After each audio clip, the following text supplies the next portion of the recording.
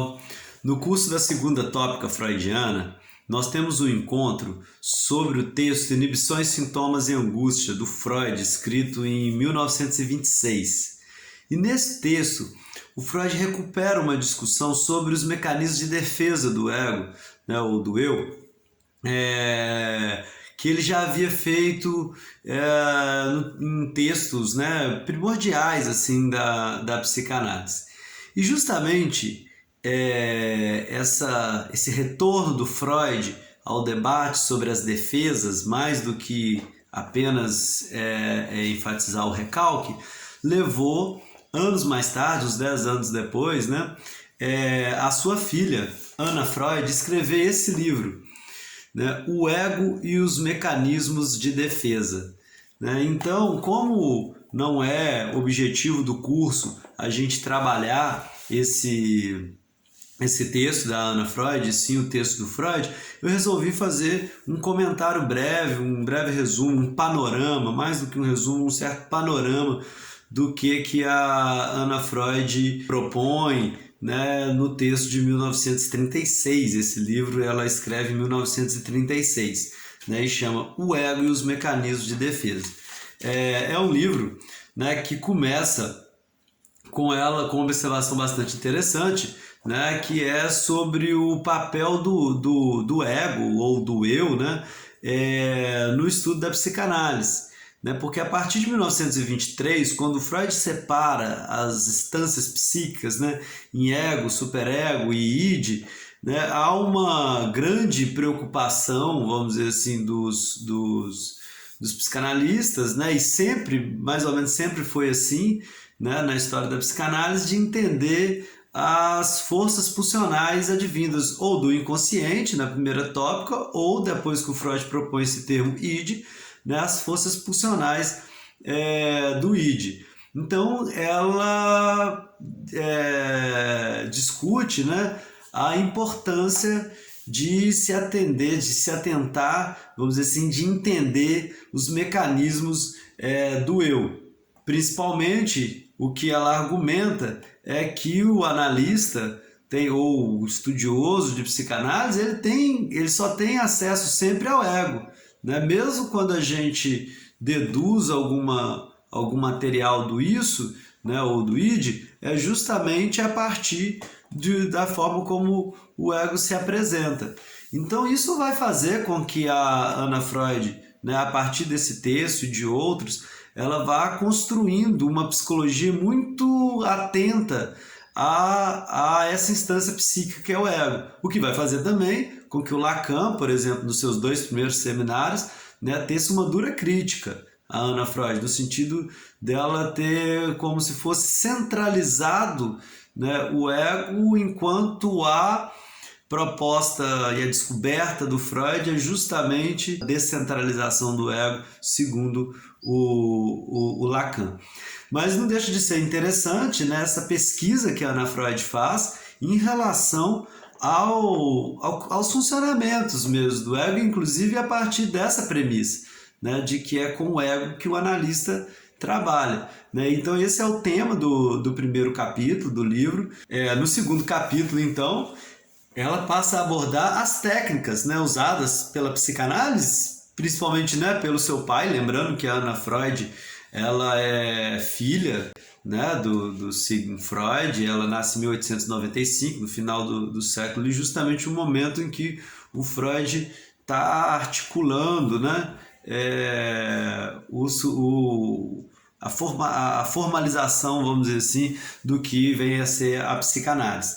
Né? Então, ela passa o segundo capítulo a descrever as técnicas psicanalíticas a partir do ego. Né? Então, por exemplo, ela pensa, olha, na hipnose, que é o primeiro método que o Freud trabalha, que é o método catártico, né? Nesse método que o Freud trabalha com Breuer, o ego é dispensado, o ego é enfraquecido, né? Porque através da hipnose é como se o ego tivesse desinvestido, né? E aí o terapeuta teria acesso direto ao material, quase direto assim, ao material do isso, né? Tirando o eu da jogada.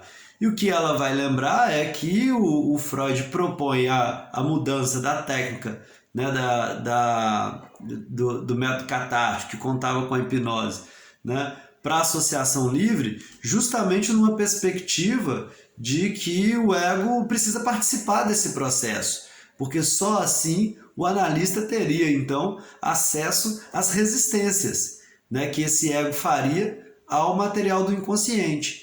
Então, o ego tem uma importância no início da psicanálise, né, segundo ela, nesse sentido, né, de perceber quais são as resistências, quais são as forças, os mecanismos que o ego usa para se opor ao material do inconsciente, né? E aí ela vai falando de outras técnicas, ela fala da interpretação dos sonhos, interpretação de símbolos, da análise de atos falhos, né? Mas sempre com essa perspectiva assim, olha, o que interessa ao psicanalista, principalmente, são os recursos e os mecanismos usados pelo ego para se defender do id, ou do inconsciente, né? No início da psicanálise, o Freud não tinha esse conceito de id, né?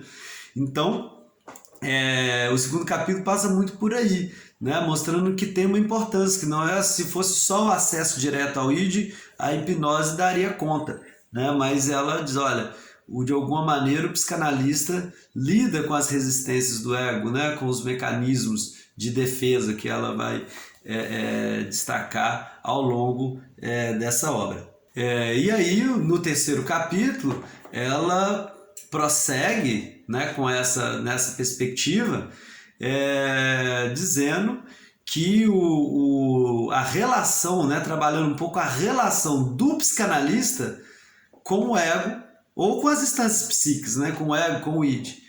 E ela chama atenção para o fato de que, para o id, né, para o isso, que é a sede das pulsões, onde as pulsões, os impulsos, né, a energia pulsional está buscando, vamos dizer assim, um livre curso, buscando gratificação, né, satisfação, o analista ele é um aliado do id, porque de alguma maneira ele tenta desarmar o ego, as defesas, né, desarmar o recalque, as resistências, para que o material que está no id apareça, entre dentro do ego, né? Então ela chama atenção para isso, fala, olha, no caso do id, o analista ou a experiência de análise entra como uma experiência libertadora, né? Então o analista, a busca do analista converge com os objetivos do id, o que não acontece com o ego, com o superego. Para o ego e para o superego, o analista é uma ameaça, porque o analista está justamente tentando desarmar o estado de coisas que foi construído ali por eles para se defender das pulsões, né? Das pulsões do id. E então ela passa para o capítulo 4, né, que é justamente o capítulo em que ela menciona o texto do Freud, Inibição, Sintoma e Angústia. Então, é o capítulo em que ela recupera exatamente a discussão que eu havia mencionado no início.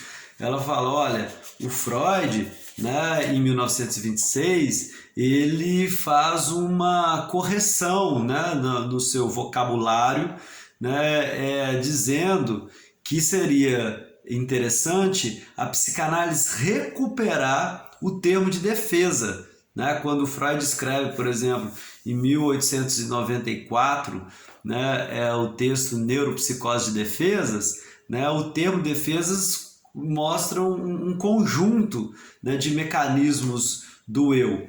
E o próprio Freud, em 1926, vai dizer assim que talvez não foi muito acertado ele ter abandonado ou subutilizado esse termo defesa em prol do termo recalcamento ou recalque, né? Então, cada vez mais, depois de 1894, a partir de 1900, o Freud se serve muito mais do recalque, né, como um mecanismo do ego, de proteção do ego, né, às pulsões do id, do que o termo defesa. E ele faz essa correção de fato em 1926, aponta ali naquele texto, né, algumas defesas né, que não coincidem com o recalque. É um texto que o Freud está revisitando principalmente sua teoria sobre a angústia.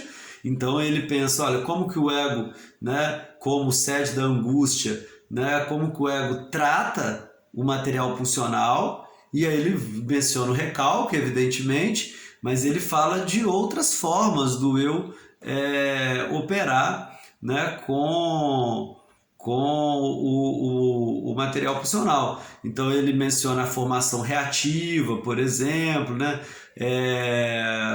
Fala de anulação, né? De considerar como se algo não tivesse acontecido, né? Então ele abre essa porta de fato, né, para uma pluralidade dos mecanismos de defesa e destaca isso no texto.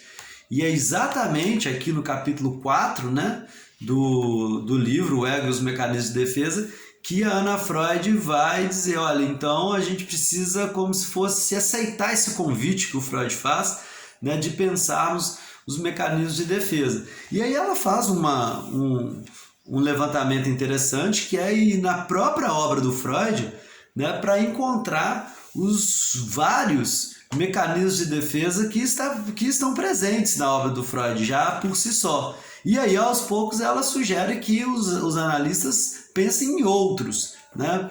Então, ela, a partir dos textos que ela vai levantando, né, ela separa 10 mecanismos de defesa. Ela fala de 9, depois ela inclui também a sublimação como o mecanismo de defesa já presentes na obra freudiana, né? Ela escreve assim,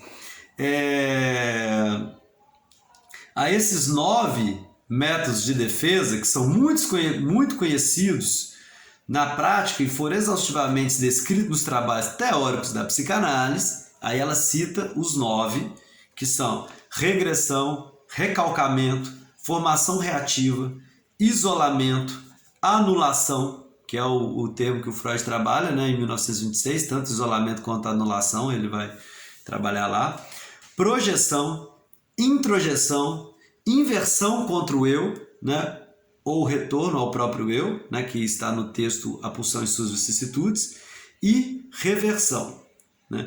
Devemos acrescentar um 10º método, que pertence mais ao estudo da mente normal do que ao da neurose, a sublimação, ou deslocamento dos anseios pulsionais. Então ela cita só em Freud, né, ou seja, ela diz, olha, só na obra já pronta ali do Freud, nós encontramos pelo menos 10 maneiras, né, do eu se defender das pulsões do id.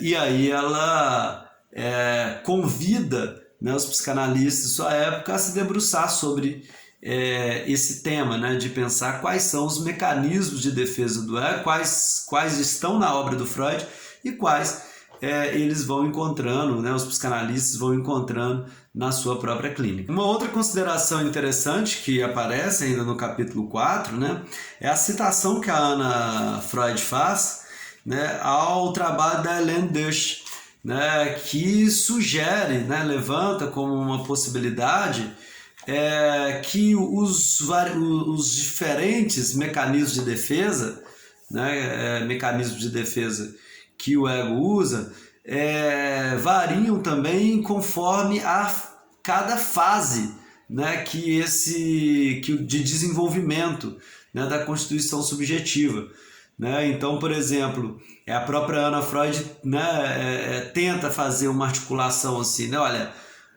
antes da existência do superego, né, então é uma dificuldade de a gente pensar em um recalque, porque o recalque ele conta muito com a participação do superego. Então talvez as formas mais iniciais de defesa do ego não estejam exatamente, não leva principalmente o recalque em conta, talvez tem outras. Mas ela mesma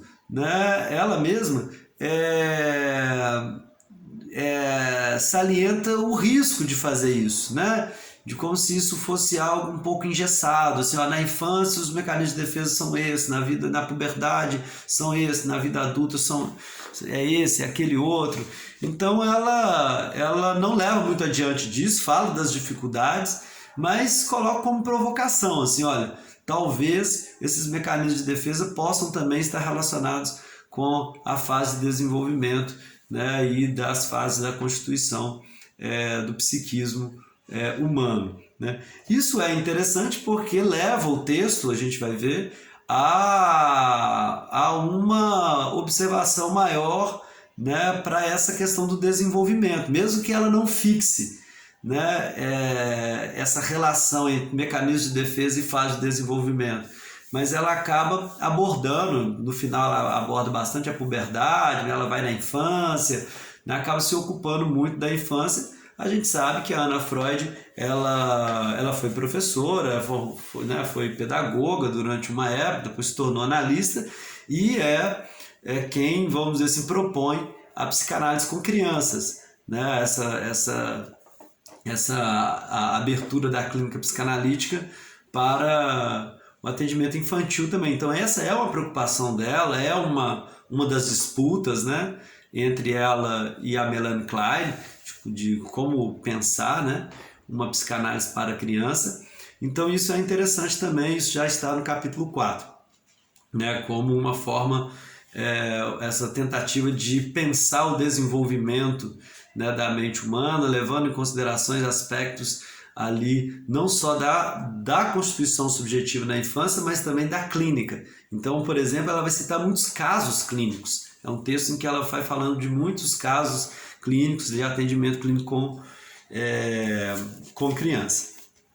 E aí, então, ela passa, né, para o capítulo 5, que também é um capítulo bastante interessante.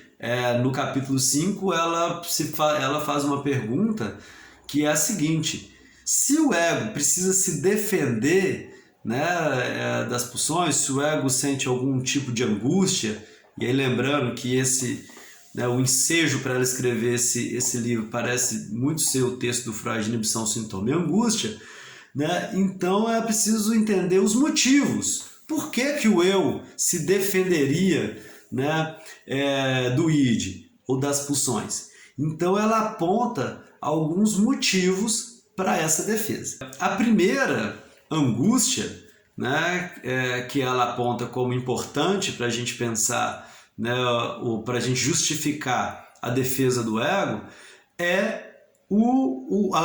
lembrando que a angústia, né, em alemão Angst, pode significar tanto medo, né, como angústia propriamente dito. Então tem uma certa ambiguidade nesse termo, tá? Então, quando ela se refere sobre os motivos do eu se defender, ela cita de imediato, né, a angústia ou medo em relação ao superego, né? Ou seja, em relação à culpa.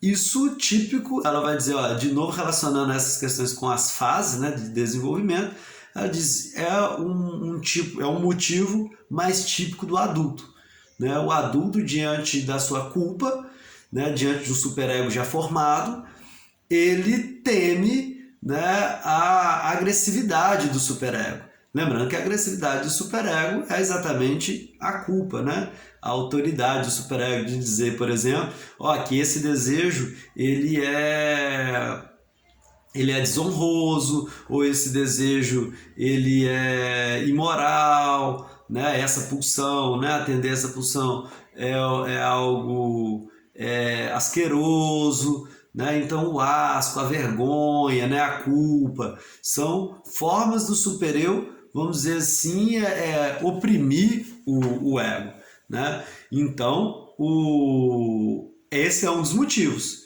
porque se o eu abre espaço para as pulsões do id virem à tona, ele pode ser censurado pelo supereu. Esse é o primeiro motivo que ela levanta.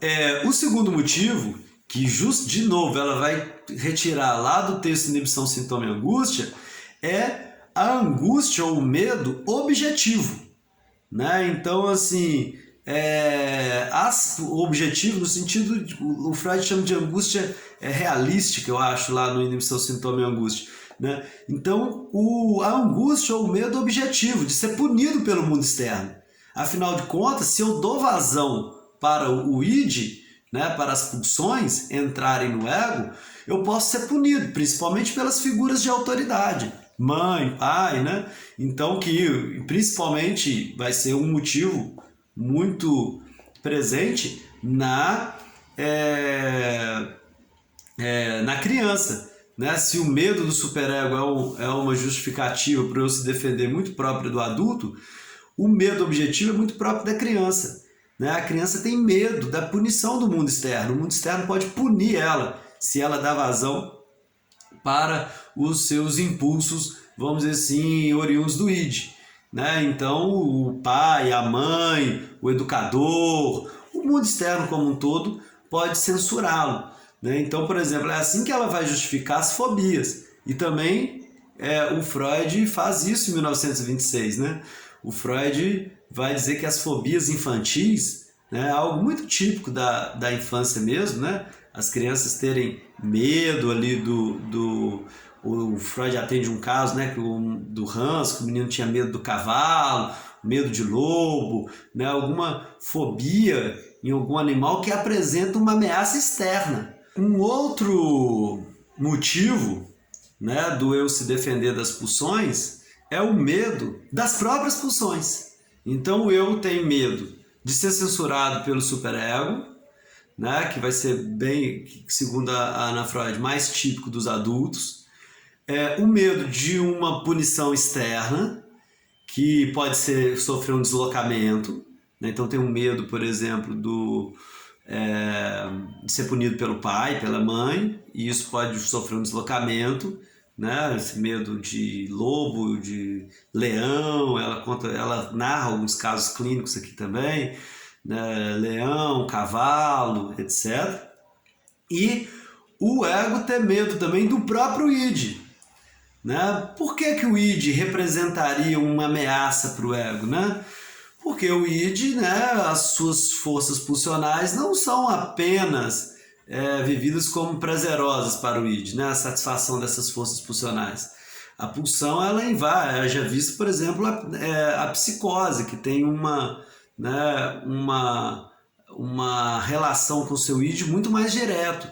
Então, aquele jogo de pulsões, lembrando que o id, né, também comporta pulsões de morte, né? Essas pulsões podem, vamos dizer assim, fragmentar o id, destruir o id, né? Então o id também tem medo das próprias forças pulsionais, né? Então ele tem medo de ser censurado pelo ego, medo de ser punido pelo mundo externo, mas também tem medo da própria potência dessas pulsões, que inclusive conta com pulsões destrutivas, né? E desintegram o ego, né? Quando o id invade o ego muito fortemente, né? Esse arranjo que o ego se fragiliza, se desfaz, né? Então esse seria um terceiro motivo para o eu se defender das pulsões.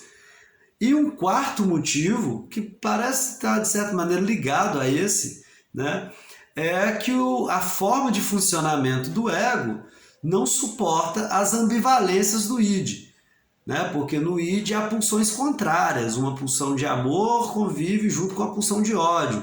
E no ego, essa equação ela precisa ser mais, vamos dizer assim, ganhar uma certa imagem, um contorno. Então essa desorganização pulsional do id é também uma ameaça para o ego. Então o ego se defende. Até agora ela falou, né? Ela fica naqueles 10, depois ela vai acrescentando um ou outro mecanismo de defesa, mas 10 mecanismos de defesa, né, e outros, né, formas de se defender do id. Por quê? O superego ameaça, isso é típico do adulto, né? O mundo externo ameaça, talvez mais tipicamente na criança, e também o medo da própria pulsão, que segundo ela, depois no final do livro, ela vai dizer que isso é mais típico da puberdade, né? Como se a puberdade tivesse um receio dessa quantidade de pulsão vinda do id, né? E aí, ainda no quinto capítulo, ela faz uma distinção que parece interessante também, que é entre pulsão e afetos. Ela coloca as pulsões, elas visam sempre satisfação, né? Mas cada pulsão carrega também ou provoca alguns afetos, né? Então, afetos mais ternos, a própria angústia, medo, dor, né? Tristeza, né? Então, ela também faz essa distinção de que o ego, além dos motivos que ele tem para se defender das pulsões, ele também encontra motivos de se defender dos afetos. Por exemplo, né, dos afetos que são desprazerosos. Porque se a pulsão sempre ela busca uma satisfação, nem sempre o afeto que acompanha essa satisfação é um afeto prazeroso, né? Então pode vir tristezas, né, agressividade, né? Esses afetos também incomodam o ego. E aí, justamente por representar também uma ameaça nesse campo mais afetivo, mais, vamos dizer assim, meio sentimental, né? O princípio do prazer recalcaria, né? Ou se defenderia, melhor dizendo, também dos afetos, né? Que as pulsões provocam. Então, também aqui no quinto capítulo tem essa distinção entre pulsões e afetos. E aí, no capítulo 6 e 7, então, ela passa a descrever algumas formas de negação, né, dessas pulsões, né? Aí ela coloca a negação como um mecanismo de defesa do ego, né? Formas de negação de uma experiência dolorosa, né? Que o eu se protegeria de alguma experiência dolorosa através de alguns tipos de negação. Isso está no capítulo 6, no capítulo 7. No capítulo 6, ela explora, né, a negação através da fantasia.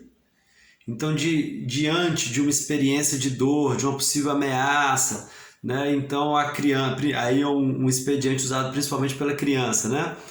A criança fantasia, os adultos também devaneiam em tudo, né? Mas ela fantasia um mundo onde aquela dor não esteja presente. Isso é uma forma de negação, de proteção do ego a esses afetos, por exemplo, de tristeza ou de ameaça, né?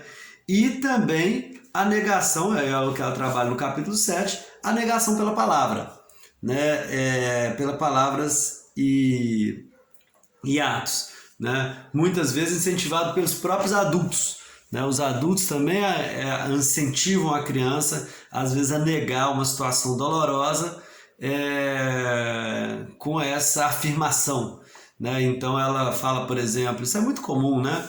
Da criança que vai tomar um remédio, e o remédio é ruim, muito ruim, né? Mas o adulto incentiva a criança, tá uma delícia, não, é gostosinho, ou então caiu, né? A criança cai, fala, não caiu não, caiu não, pulou, né? A criança não pulou, ela caiu, né? Então são formas de negar alguma dor, né, a partir e negar uma realidade. Aí você vê o eu se defendendo não só das forças pulsionais do id, né, mas também ela chama aqui de dor mesmo, né, da dor provindo do mundo externo, através ou de fantasias, que é o capítulo 6, ou de palavras e atos, como está no capítulo 7, né? Então, por exemplo, quando a própria criança se afirma poderosa, né? Ou os adultos também dizem, olha, já é um rapagão, é forte que nem fulano de tal, né? E ela vai falando como que ajuda ele a suportar a própria fragilidade, o próprio desamparo, mas por outro lado também é uma maneira de negar essa realidade, né? E é um certo mecanismo de defesa também, né? De negação através das palavras, através dessa afirmação. Então aqui ela está especificando um tipo também, né, de mecanismo de defesa. O capítulo 8, ela fala de um outro tipo de mecanismo de defesa que aproxima um pouco ao que o Freud está chamando de inibição, lá inibição, sintoma e angústia, que é a restrição do eu, né? Então, diante de uma possibilidade dolorosa, né, o eu, ou no caso da inibição, evita o conflito, né, inibindo as potencialidades do eu, né, ou restringe, ela faz uma distinção assim, entre a inibição que como se fosse assim, por exemplo, inibição intelectual, né, de não conseguir ter um raciocínio, uma inibição, por exemplo, alimentar, né, o Freud cita isso, anorexia, de não conseguir se alimentar, porque alimentar tem alguma coisa, por exemplo, a ver com algum prazer, que ela recalca ou lembra alguma coisa. Então as inibições seriam a partir daí, né? Como se fosse uma inibição das potências do eu, da energia pulsional do eu, por conta de uma culpa, né, relacionada a alguma pulsão que o supereu, principalmente, condena. E ela faz a separação entre a inibição e a restrição do eu. A restrição do eu seria o eu, vamos dizer assim, se afastar de situações potencialmente dolorosas. Né? Então, o exemplo que ela dá, né, aqui, o exemplo clínico, é de uma criança que ela atende e que estava desenhando, e ela senta, a criança chama ela para desenhar, e quando ela começa a desenhar, a criança para e fica olhando. Né? A criança diz, não, vou só ver o seu desenho. Ela interpreta isso, né, e por outros motivos também, ela interpreta justamente a criança percebendo a diferença, né? Olha, ela desenha bem melhor do que eu. Então, eu restringo o meu eu de participar de uma cena que pode me causar dor, né? Então, ela sai do jogo, ela sai do desenho. Então, e aí ela faz essa distinção, né? Dizendo que a inibição estaria mais ligada a uma ameaça interna, ou seja, uma pulsão interna, por exemplo, um desejo incestuoso, um desejo sexual, que, sei lá, o desejo de masturbação, que aí de repente tocar um instrumento ou manipular algum desenho, algum brinquedo, pode lembrar a criança, né, dessa culpa, e aí ela inibe aquele desejo. Então, a inibição tem a ver com o impulso interno. Já a restrição ao eu tem a ver com alguma hostilidade que ela vai sofrer que vem do mundo externo. E aí ela faz essa distinção, então tem aqui mais um mecanismo de defesa do eu, vocês percebem? Restrição, que seria a restrição do eu. No capítulo 9, ela trabalha mais um mecanismo de defesa do eu, que é a identificação, né, que inclusive está presente na obra do Freud, né, abundantemente, principalmente na psicologia das massas.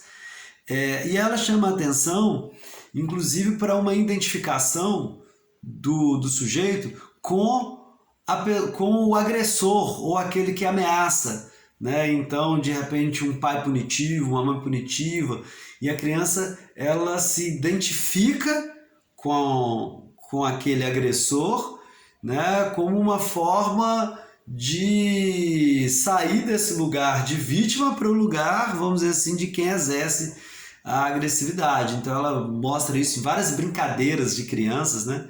Então uma criança que diante de um pai severo, né, ela inventa, assim, ela cria uma fantasia, uma brincadeira, né, em que ela era dona de um circo cheio de animais ferozes, né, e ela domava esses animais, e aí um dia alguém da plateia dá um tiro nela, né, e aí ela manda, os animais vão lá e matam essa pessoa, né, e aí vai colocando alguns pontos de dominação, de agressão, de domesticação, que lembram muito a forma como o pai dessa criança, né, se colocava para ela enquanto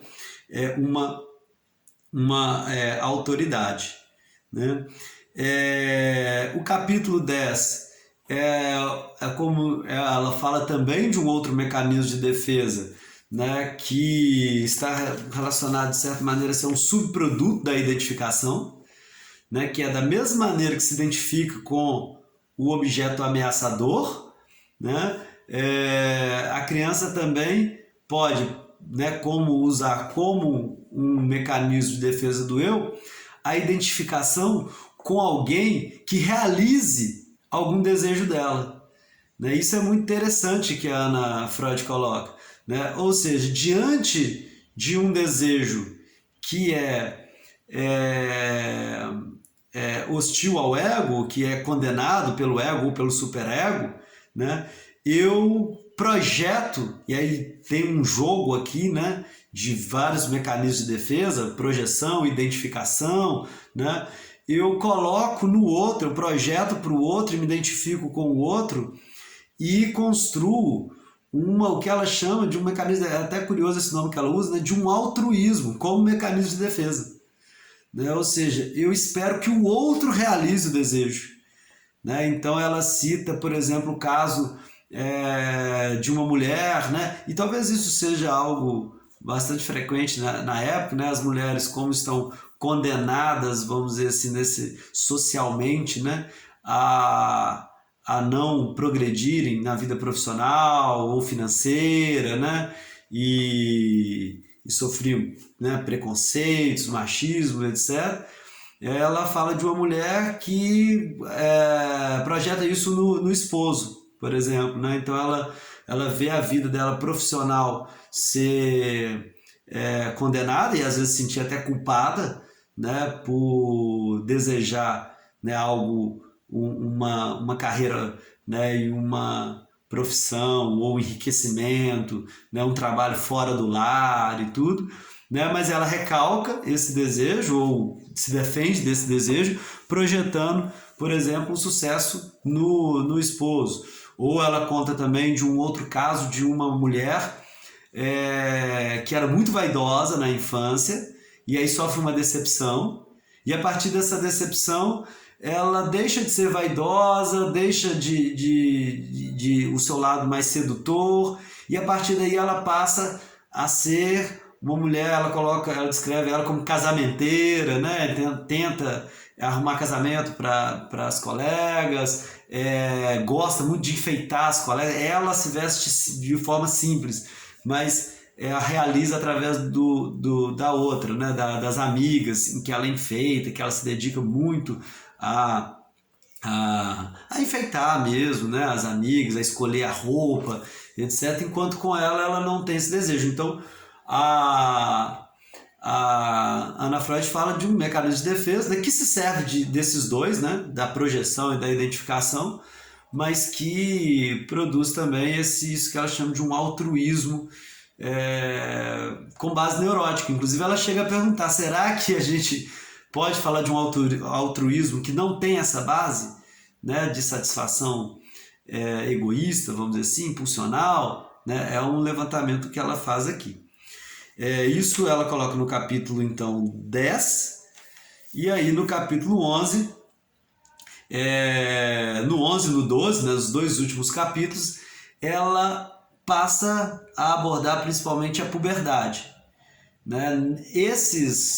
Para cada exemplo que ela deu, para cada mecanismo de defesa, nós podemos situar um tipo de angústia, né? Algumas relacionadas à culpa, portanto, ao superego, outras relacionadas à punição, então a identificação com o agressor, por exemplo, né? Tem muito a ver com o medo, com a angústia em relação ao mundo externo. Essas identificações que eu falei, né? Esse altruísmo tem muito a ver com uma defesa interna, a inibição também tem a ver com o medo, de uma angústia relacionada ao supereu, né? A culpa.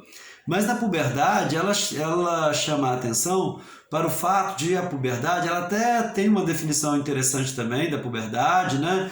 Ela diz o seguinte, que a puberdade é um momento em que o eu se encontra fragilizado, né? Porque a hipótese dela é a seguinte, o id não sofre tantas modificações, seja na infância ou até a morte, vamos dizer assim, né? O id ele é a sede das pulsões. Né? Então, no primeiro momento, o id é muito forte e o ego praticamente não tem, lá na infância. Então você tem um id, você tem um tanto de pulsão, né? E não tem um ego para organizar essas pulsões. Mas você tem um mundo externo que faz esse papel.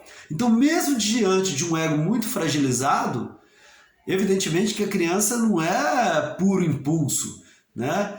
mas o ego dela que está em formação é fortalecido pelo mundo externo, por exemplo, pela autoridade dos pais, né? Então ele é fortalecido com esse mundo externo. Aí aos poucos esse ego vai se tornando mais forte, a ponto, é muito interessante porque ela usa como metáfora, ela faz analogia assim, muito de guerra, né?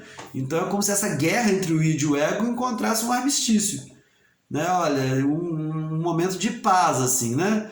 Então o ego ganhando força, equilibra com o id, e aí a gente tem um período de latência. Então tem um primeiro momento em que o id é mais forte que o ego, mas o ego conta com forças externas, né, do pai, da mãe, aí tem a ver exatamente com o complexo de Édipo, tudo. E aí depois essas forças mais ou menos se equilibram. Então o eu consegue se defender das pulsões do id. A puberdade, ela representa, na visão da Ana Freud, não uma modificação qualitativa do id. O id continua a mesma coisa, mas ela recebe uma força quantitativa, uma potência muito grande, inclusive por questões fisiológicas, né? Então ela recebe uma potência muito grande, então desequilibra esse jogo de forças.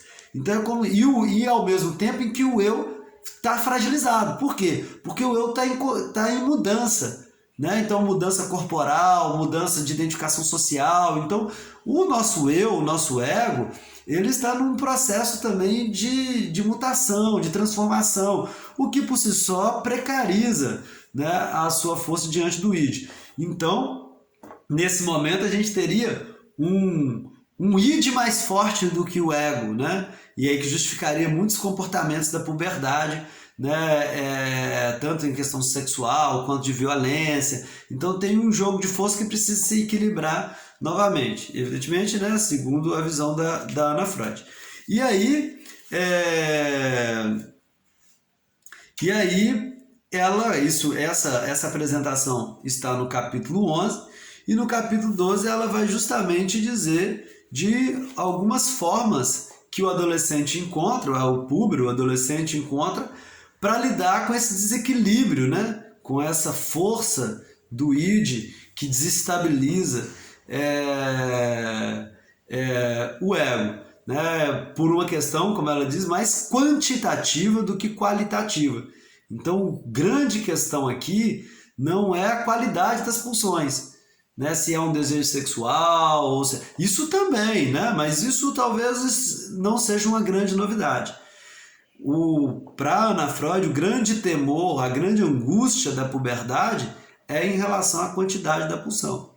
Então vocês lembram daquela separação que ela faz, né? Dos motivos do eu se defender?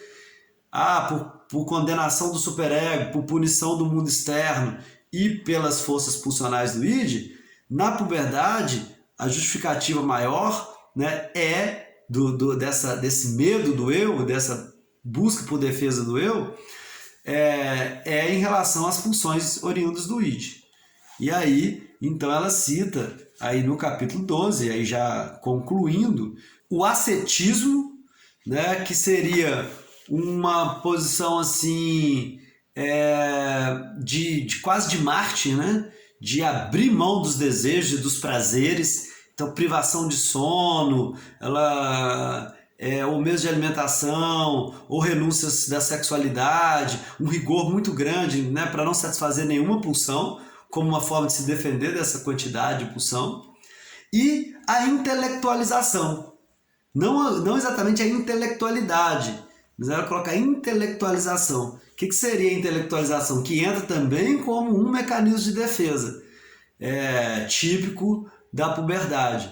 Seria a criança, o puber, né, ali, construir um mundo intelectual muito sagaz e até com uma certa genialidade e tudo, que dá a impressão de, né, alguém crítico em questões políticas, filosóficas, sobre o amor, né? Muito sofisticado, uma intelectualização muito sofisticada, mas que não vem acompanhada de um certo saber fazer com as suas próprias pulsões, né? Então é como se ele pudesse escrever poemas de amor ou descrever né, sobre a vida amorosa de uma maneira super refinada, mas não conseguisse colocar aquilo em prática. O que para Ana Freud é um sinal de defesa, né? Ou seja, ela faz uma diferença entre a intelectualidade do período de latência, em que a criança está aprendendo um tanto de coisa e está aprendendo ao mesmo tempo que coloca em prática, né, a forma dela agir, né, a forma dela brincar, coordenação motora, tudo isso. E esse processo mais de defesa do eu, típico da puberdade, evidentemente que tudo isso, né, esses processos, esses mecanismos de defesa não estão, como ela mesmo salienta, né, o perigo de fixar isso em fases e tal. Então não é uma relação estanque, mas ela coloca como algo típico da puberdade uma intelectualização, onde essas pulsões se organizam de forma mais fria, vamos dizer assim, né? Mas justamente deixando ela de lado. Um processo que a própria Ana Freud destaca, que não é único da puberdade, pelo contrário, é sempre, desde o início, uma forma de lidar com as pulsões é o pensamento, né? Então quando isso é típico, né? Às vezes quando a gente está com raiva de uma pessoa ou está com um impulso agressivo ou sexual, pensar sobre, raciocinar, né? É uma forma também de encontrar uma certa descarga, de se defender dessas pulsões, ou até falar, né? Um confessionário, por exemplo, funciona muito a partir disso. Mas ela vai chamar a atenção para uma certa intensificação, né, das crianças, dos púberes, dos adolescentes, nesse sentido, de servir muito da intelectualização, que é uma forma de você não ter que se haver com os afetos. Então, essa criança, né, e é claro que isso é algo sintomático, mas tem também a sua importância na formação dessa criança, mas de uma hora ou outra ela começar a usar essa intelectualidade também para as suas questões pulsionais. Então o intelecto nesse caso entraria como uma defesa contra as pulsões, mais um mecanismo de defesa, né? E ela cita também como típico da puberdade, ela retorna à questão da identificação, né? Porque justamente no momento em que as autoridades paternas, né, paternas estão sendo questionadas, né, também há uma fragilidade do supereu. Então há uma fragilidade do eu, mas também há uma fragilidade do supereu, que o supereu é como se fosse uma autoridade paterna introjetada na nossa mente, né? Então, há diante disso uma busca por novos líderes, por novas autoridades, de uma maneira que ela coloca assim, essa é muito típica, muito efêmera, né? Então tem um líder que se identifica, ou alguém ali da turma, ou um amigo que se apega muito, né? E depois rapidamente esse é trocado por outro, porque é uma certa busca de identificações também motivadas pela fragilidade do ego, que encontra alguma forma de recomposição nessas identificações, mas também pela fragilidade do superego, né? E aí tem essa busca também por como se fossem novas autoridades, novos líderes, assim. Bom, esses são os 12 capítulos do livro da Ana Freud, O Ego e os Mecanismos de Defesa. E aí ela passa para a conclusão, relembrando de alguns desses mecanismos de defesa. Ela não cita todos, ela não faz um levantamento tão esquemático, né? Igual ela faz no capítulo 4 dos 10 mecanismos de defesa que tem ali na obra do Freud, né? Ela vai introduzindo alguns outros, como intelectualização, o altruísmo, restrição ao eu, né? Ao longo da obra, né? Ela não chega a construir um quadro ou alguma coisa mais esquematizada. Mas na conclusão ela resgata, né, alguns desses elementos. Bom, é isso, né? Fica o convite para você se inscrever no canal, né? Seguir, compartilhar o vídeo se você gostou, e também para o curso, né? A segunda tópica freudiana, em que trabalhamos vários textos do Freud, né? Texto por texto, abordando ali o contexto daquela obra, né? A escrita, as consequências, né? E evidentemente o texto em si. Esse texto da Ana Freud a gente pode considerar como um certo desdobramento, uma certa consequência, né, do texto do Freud, Inibição, Sintoma e Angústia, escrito em 26, e esse texto da Ana Freud é publicado em 1936. Para mais informações sobre o curso, né, da segunda tópica freudiana, eu vou deixar o link aqui embaixo na descrição do vídeo. Falou!